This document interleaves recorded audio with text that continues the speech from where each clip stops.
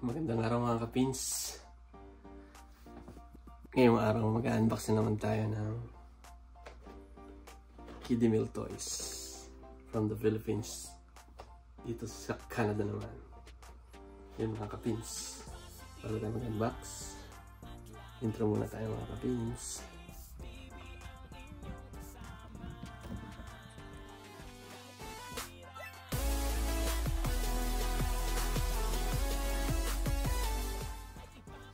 So yun na mga kapins, i-unbox natin itong isang set ng Kiddie Meal Toys mga kapins. Yun na. So habang ina-unbox natin, shoutout natin yung tumulong sa atin para makabili ng ganito sa Jollibee. Shoutout kay Ate Jo, at kay Sir Mike. Yan. And acknowledge sa aming sa aking dating store, Jollibee National Bookstore. So ito po yan mga kapins.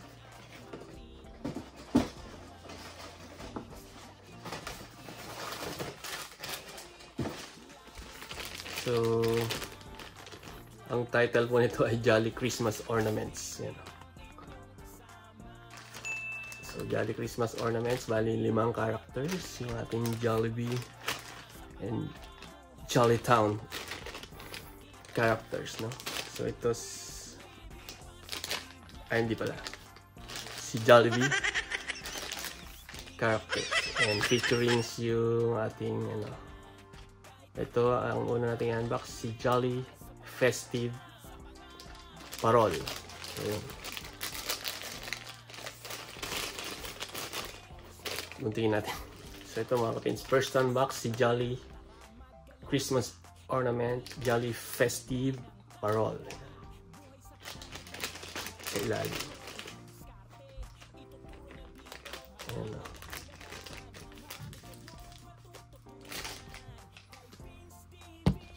Yan. So ito siya. Nakahawak ng parol si Jollibee. Yung parol, yan o. Yan. Liit lang siya. So anong ginagawa niya? Palagay dito. Number 1, pull out. Hindi mo basa. Pull out mo daw ito. Ito. Ayan mga kapinsa. Pull out natin. And then yan o. Ilaw. Ilaw siya pagka pinipindot to. Yan mga kapisa. Next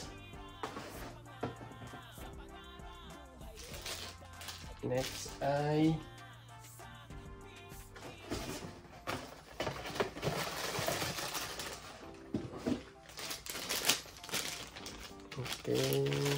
si Jolly Bibingka Booth. Yan o.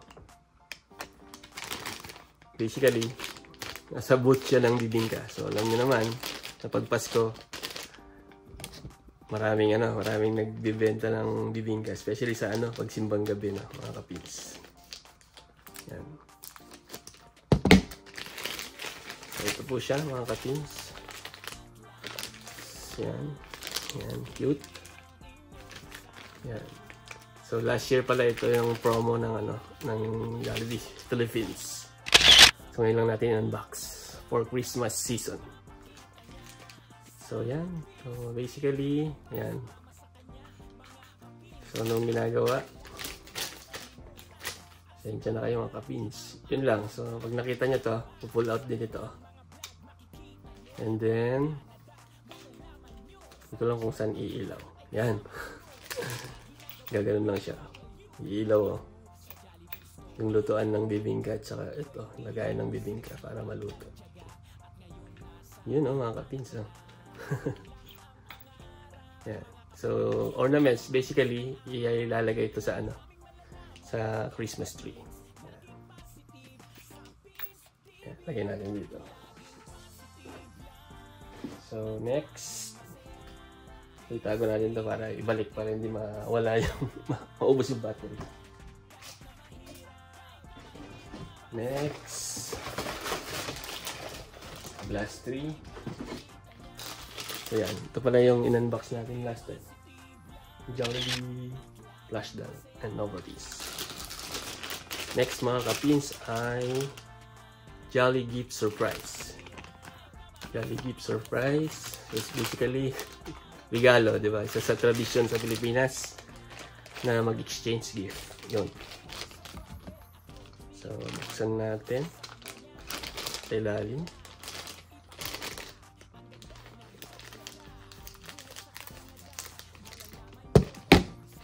So, yan. Yung plastic niya. So, yan. Basically, ano bang ginagawa niya? So, pag niroll mong ganon, dapat iilaw. Iilaw yung parang kakaway. Pero parang may tatanggalin dito.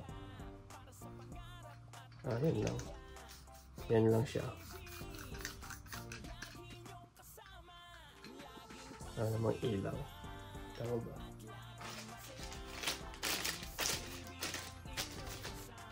Okay, so ganun lang siya. Pero roll mo lang para magkakaway na gano'n.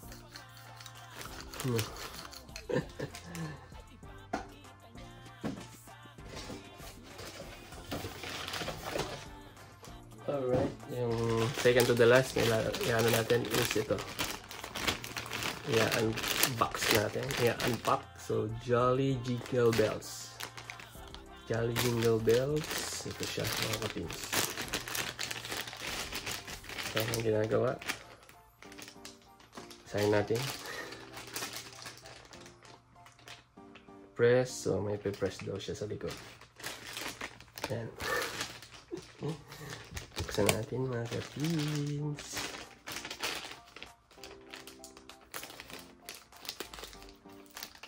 Ayan. So, mga kids dyan, pag nagbukas, careful, no? Yan. Kung gusto nyo i-preserve yung inyong mga toys, yan. Ilagay nyo sa sa plastic container na maayos. So, ito siya, mga kapins. Ayan. Santa. Ayan, oh.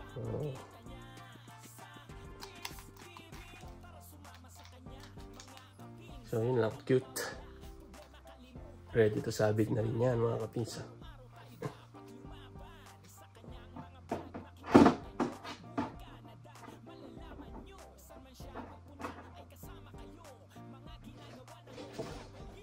Ayan yung last one, mga kapins. Walang plastic. Kaubusan na ng plastic. Plastic na kapitbahay nyo. Charot. Joke lang. Ayun. Lalo siya sa plastic. So, basically, ganito lang ginagawa niya. Ang tawag dito ay si Jollibee Drumset or comment down below. Comment down, mga kapins. So, ginagawa niya yun.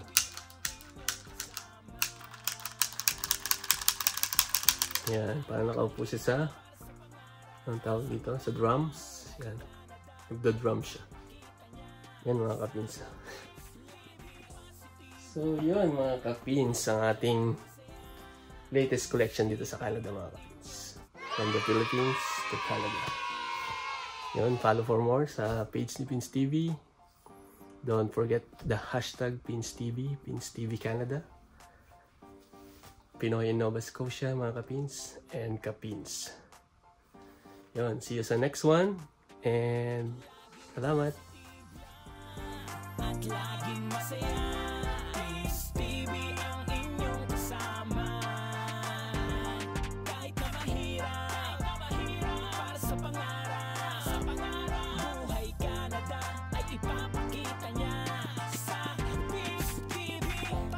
Sa kanya, mga kapins na hindi nawawala.